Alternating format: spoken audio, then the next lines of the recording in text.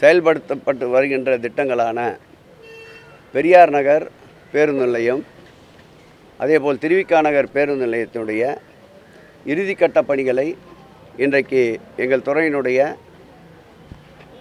உறுப்பினர் செயலாளரோடு ஆய்வினை மேற்கொண்டிருக்கின்றோம். இந்த நிகழ்வில் இந்த மண்டலத்துடைய ஆர்டிசி அவர்களும் மற்றும் மண்டல குழு தலைவர் உட்பட அனைவரும் போக்குவரத்து பிரிவை சார்ந்த எம்டிசியை சார்ந்த நிர்வாகிகளும் பங்கேற்றிருக்கின்றார்கள். இந்த 2 பணிகளும் வெகு விரைவில் முடிவுக்கு கொண்டு வரப்பட்டு மக்கள் பயன்பாட்டிற்கு மாண்புமிகு தமிழக முதல்வருடைய பொற்கரங்களால் அர்ப்பணிப்பார்.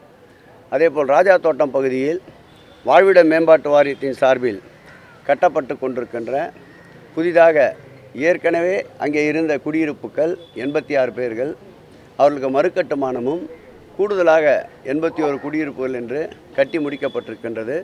அவைகளையும் வெகு விரைவில் மக்கள் பயன்பாட்டிற்கு அர்ப்பணிக்கின்ற நிகழ்வாகவும், அதேபோல் சென்னை பெருநகர வளர்ச்சி குழுமம் மற்றும் விளையாட்டு மேம்பாட்டுத்துறையின் சார்பில் ஜிகேஎம் காலனி பகுதியில் கட்டப்பட்டு வருகின்ற ஒரு குத்துச்சண்டைக்குண்டான பயிற்சி மையமும் நீச்சல் குளமும் திறப்பு விழாவை காண இருக்கின்றது. அதையும் இன்றைக்கு ஆய்வு செய்திருக்கின்றோம். அதேபோல் ஜிகேஎம் காலனியில் உருவாக்கப்பட்டிருக்கின்ற புதிதாக அந்த குளத்துடன் சேர்ந்த நடைபாதையுடன் சேர்ந்த அந்த பூங்காக்கு அருகில் கட்டப்பட்டிருக்கின்ற ஒரு உடற்பயிற்சி கூடத்தையும் பணிகள் நிறைவுறுகின்ற நிலையில் இருக்கின்றது. அவையும் மக்கள் பயன்பாட்டிற்கு அளிப்பதற்குண்டான ஆய்வினை இன்றைக்கு மேற்கொள்ள இருக்கின்றோம். பெரியார் நகரில் கட்டப்பட்டு வருகின்ற ஒரு முதல்வர் படைப்பகத்தையும் அந்த பணியும் இறுதிக்கட்டத்திற்கு நெருங்கி கொண்டிருக்கின்றது.